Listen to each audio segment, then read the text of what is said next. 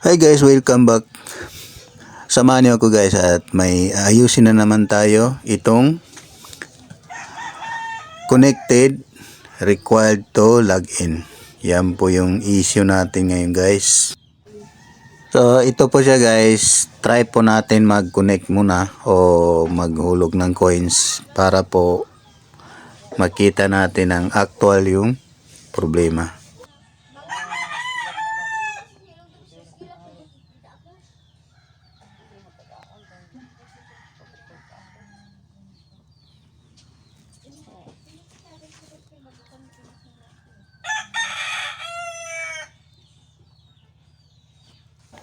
Yan po siya guys, Alison Peace Wi-Fi. Medyo matagal siya makapasok guys kasi nga wala siyang internet, hindi po pumapasok yung internet.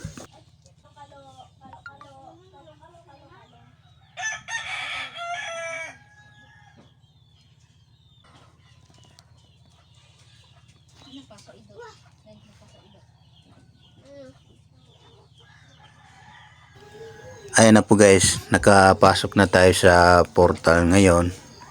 Subukan natin siya hulugan ng coins.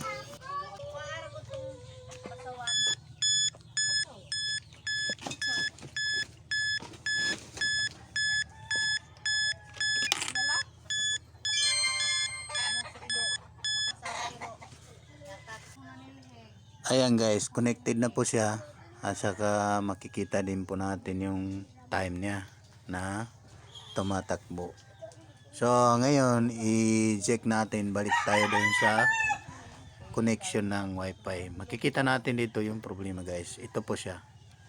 Makikita natin dito na connected pero may nakalagay na required to login. Ibig sabihin wala siyang internet guys. Kahit anong gawin natin, wala po tayong connection. Ang una natin step dito guys ay subukan natin i-reset ang modem.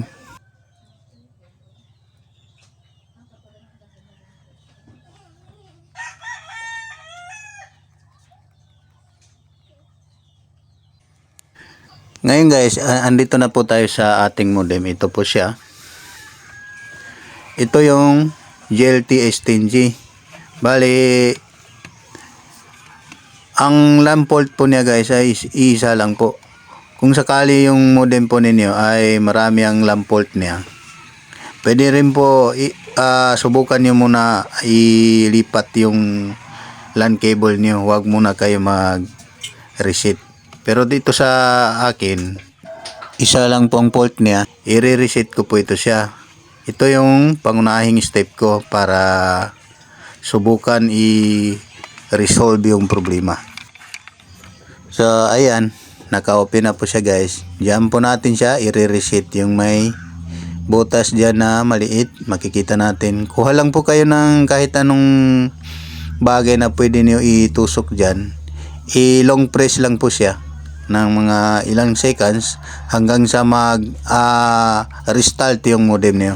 Tingnan nyo sa kabila, kung mag-red na yung signal niya, pwede na siya bitawan.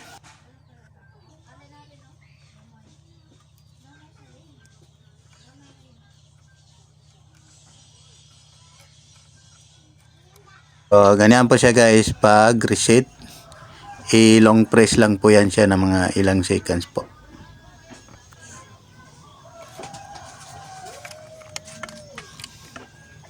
So ayan, nag-restart na yung modem guys. Ngayon hintay lang po natin magkasigna ulit yung modem natin. Saka natin ibalik yung cable natin.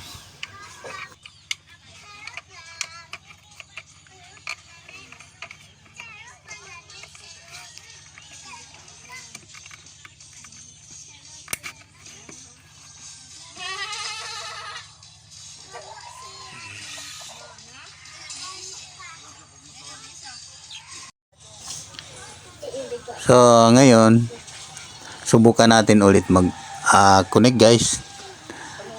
Titingnan natin ang connection niya kung na-resolve ba ang problema.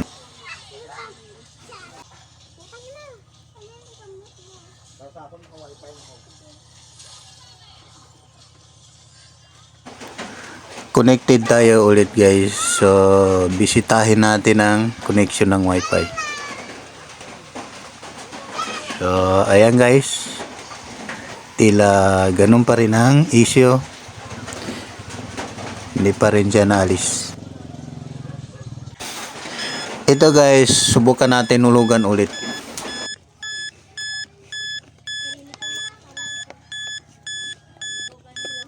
Hindi talaga nawala yung problema natin.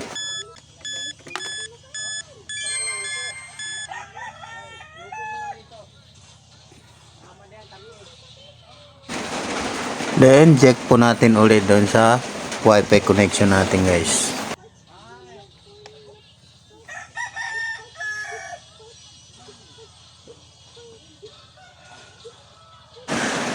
Andiyan pa siya guys, hindi talaga siya naalis.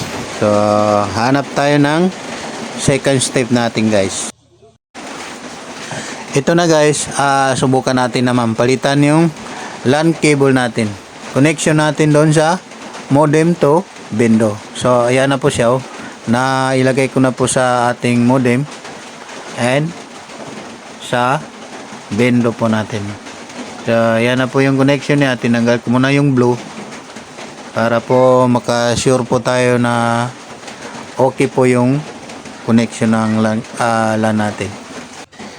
Ngayon, kukonect tayo ulit guys. Punta tayo sa ating wifi connection. So, ayan po siya guys.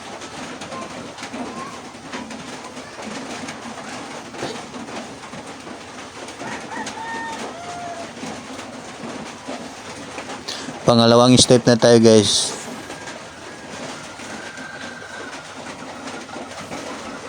Pero parang andiyan pa rin siya.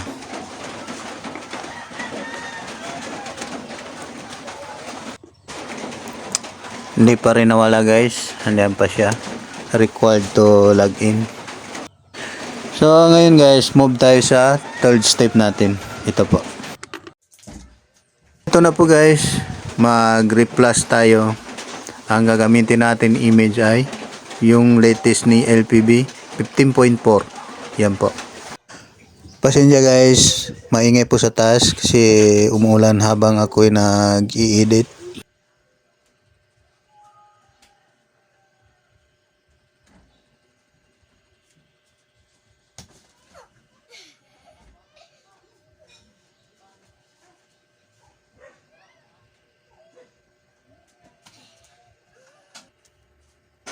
Ito guys, tapos na po tayo mag-replus. So, subukan natin ibalik ang ating SD card kung maayos na ba natin yung ating problema.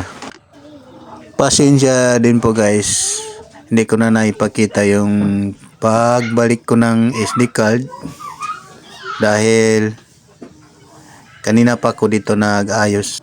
Nakalimutan ko po guys i-video. So ayan guys, makita natin connected na po siya. Nawala na po yung required to log in. So subukan natin sa YouTube. Oh, ayan po siya guys. May connection na po siya. Maraming salamat guys sa panonood. Sakali naka-encounter kayo ng ganitong issue, then hindi niyo ma-resolve doon sa mga step na ginawa ko, open po kayo mag-comment guys.